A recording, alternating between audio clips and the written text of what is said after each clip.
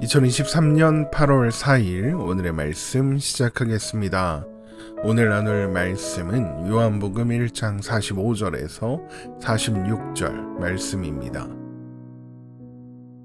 빌립이 나다나엘을 찾아 이르되 모세가 율법에 기록하였고 여러 선지자가 기록한 그 일을 우리가 만났으니 요셉의 아들 나사렛 예수니라.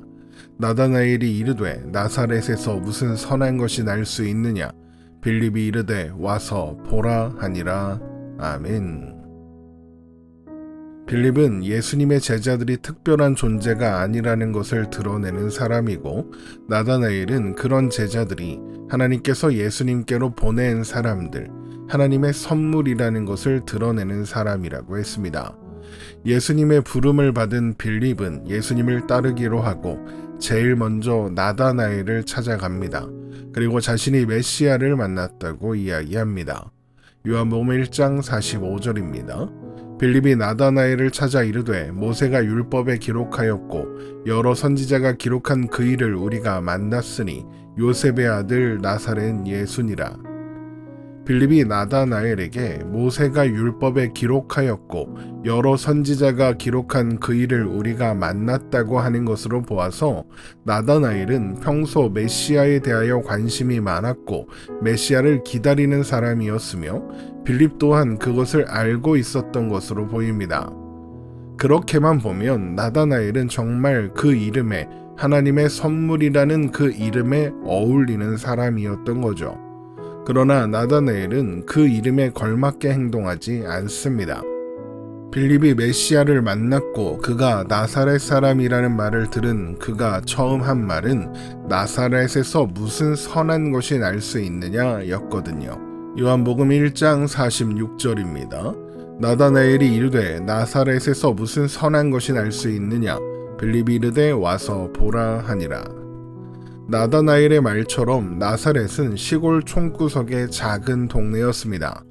그래서 나다나엘은 그런 시골 총구석에서 메시아가 난다는 것은 말이 되지 않는다고 생각하고 있는 것입니다.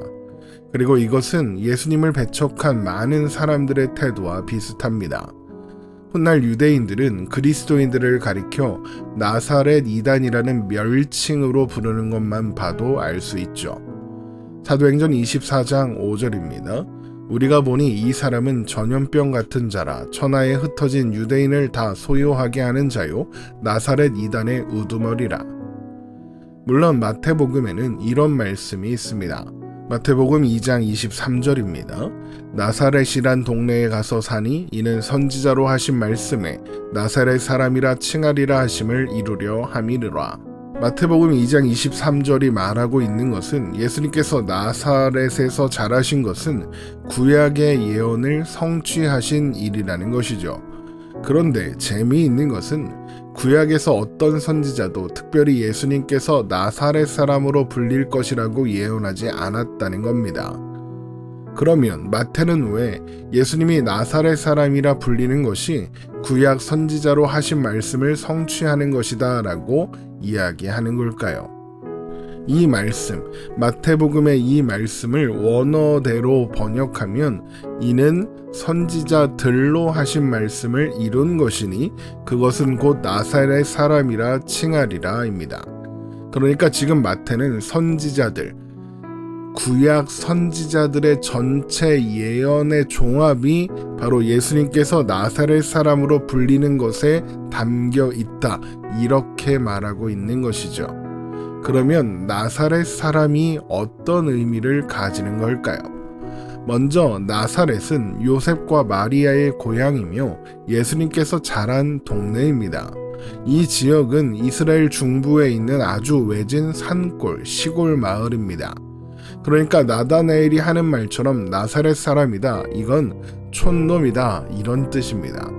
촌놈이라는 말 자체가 시골 사람을 얕잡아 보고 조롱할 때 쓰이는 단어잖아요. 그러니까 예수님이 지금 촌놈 취급, 뭔가 얕잡아 보는 취급을 당하고 계신다는 겁니다. 그러니까 예수님이 나사렛 예수로 소개되는 것은 예수님께서 이 땅에 오셨을 때의 평판과 사회적 지위와 모습 같은 것들이 얼마나 대접받기 어려운 상황이었는가를 보여주고 있는 겁니다.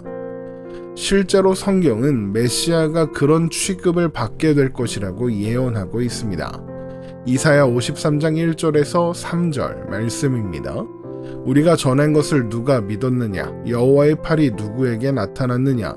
그는 주 앞에서 자라나기를 연한 순 같고 마른 땅에서 나온 뿌리 같아서 고운 모양도 없고 풍채도 없은즉 우리가 보기에 흠모할 만한 아름다운 것이 없도다. 그는 멸시를 받아 사람들에게 버림받았으며 간고를 많이 겪었으며 질고를 아는 자라. 마치 사람들이 그에게서 얼굴을 가리는 것 같이 멸시를 당하였고 우리도 그를 귀히 여기지 아니하였도다. 예수님이 세상에 오셨던 그때 당시의 이스라엘 사람들은 예수님이 메시아라는 것을 제대로 이해하지 못했습니다. 물론 예수님을 따라다닌 사람들이 참 많았죠. 예수님께서 따로 조용한 시간을 보낼 시간조차 없었을 정도였습니다.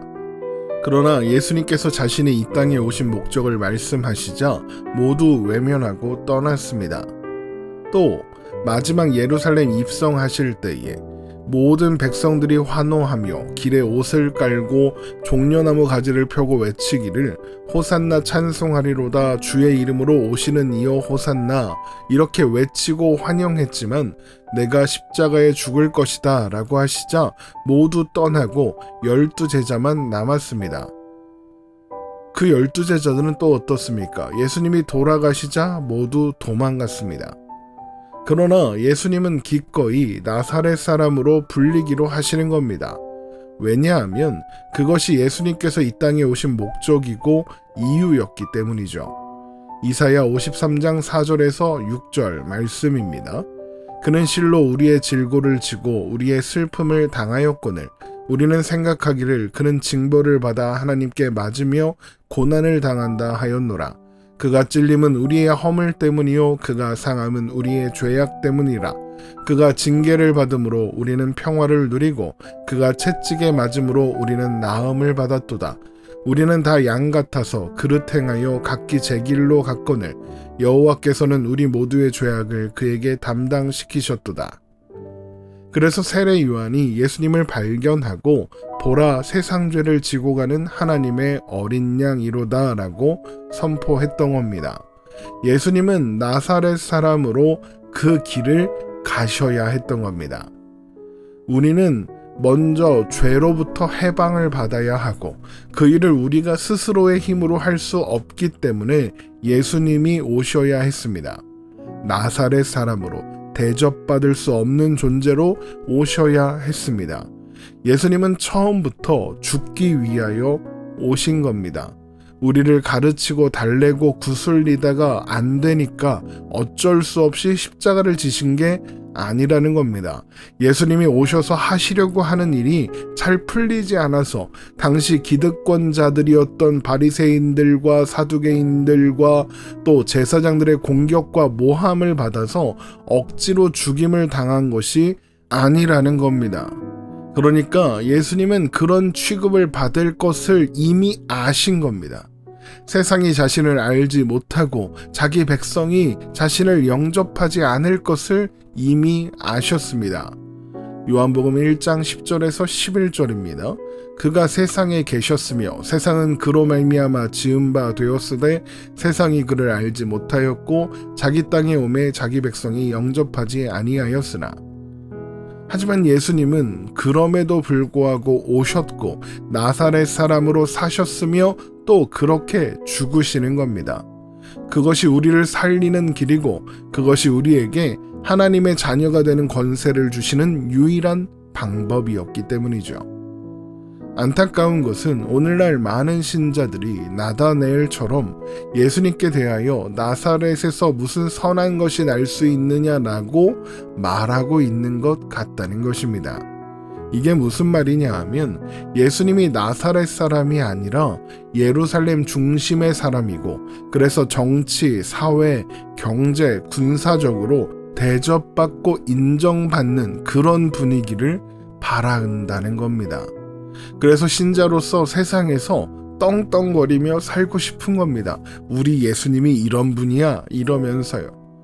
그러나 우리가 믿는, 우리가 바라보는 우리 주님 예수님은 나사렛 사람으로 사셨고 또 그렇게 죽으신 분입니다.